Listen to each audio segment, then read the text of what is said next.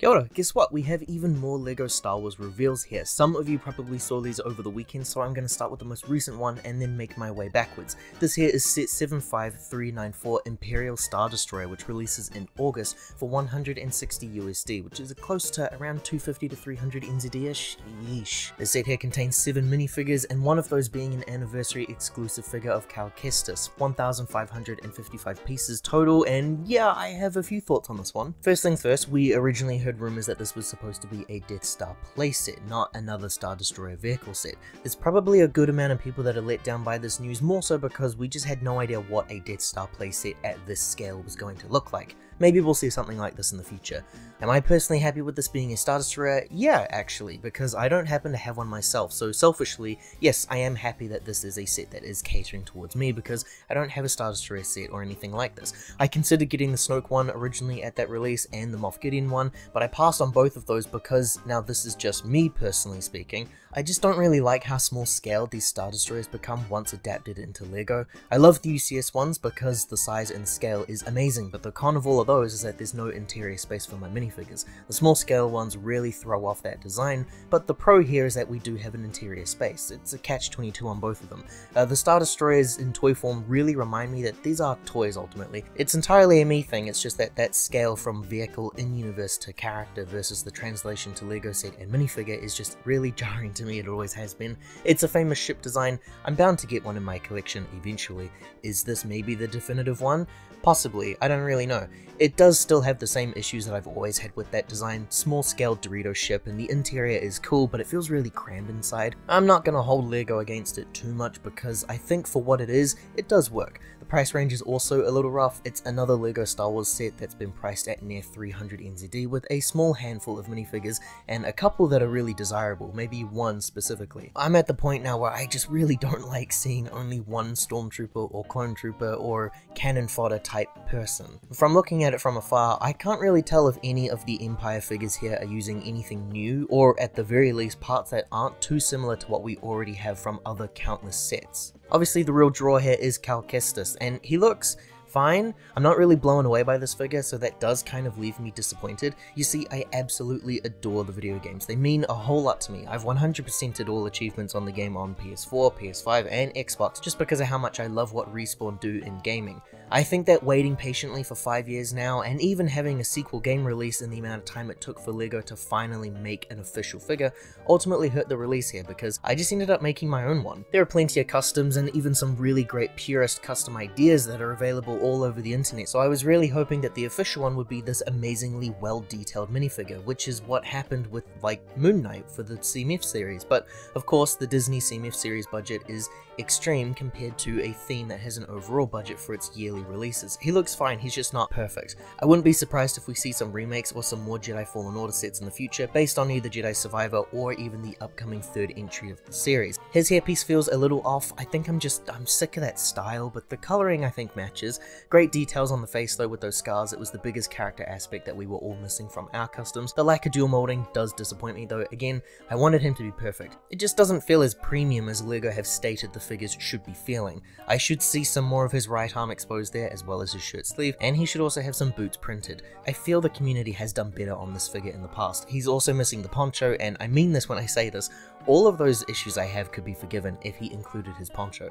And also to finally release a Kestis minifigure in an unrelated set after you've already retired the buildable BD1 set, I just don't understand that thought process. So I think after writing about this and thinking on it for more than a moment, I'm kinda let down here. It's a sale price pickup for sure because I want to finish those anniversary figures, but I was disappointed with the Saw Gerrera and I'm kinda disappointed with the Kestis. I wish I was a bit more excited for this, but it's now time to take a look at the June releases, and here, right off the bat, we have a day one purchase. This is set 75391, Captain Rex's Y-Wing Microfighter, which retails for $13 USD, so the usual price of $20 to $25 NZD, depending on how LEGO are feeling really. The set contains 99 pieces and just one minifigure, one of the most important releases of the year. This is Captain Rex. Hell yes, baby. This is the exact same amazing looking figure from the UCS Venator set that released last year. That Venator set cost 1,050 NZD, and this bad boy is going to cost me around 98% less than that set. Oh my god, I'm so happy. I'm even ready to pay full price plus the shipping costs on this one tiny set because I don't trust any of you to wait patiently, and I certainly don't trust LEGO and NZ to actually fully stock this thing. I need to see every store in this country having at least 50 of these waiting out back. These are all going to sell, I promise. You've probably definitely heard the news about this. It's a very controversial inclusion because of course LEGO Star Wars fans are mad, claiming that LEGO lied when they said that Rex was initially an exclusive to the Venator set in the instruction manual.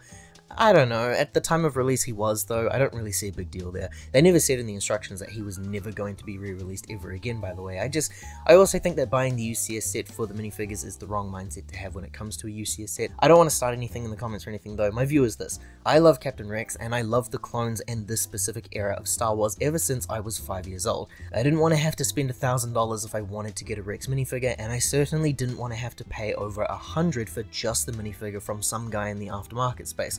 I will happily wait half a year if it means paying significantly less for this figure.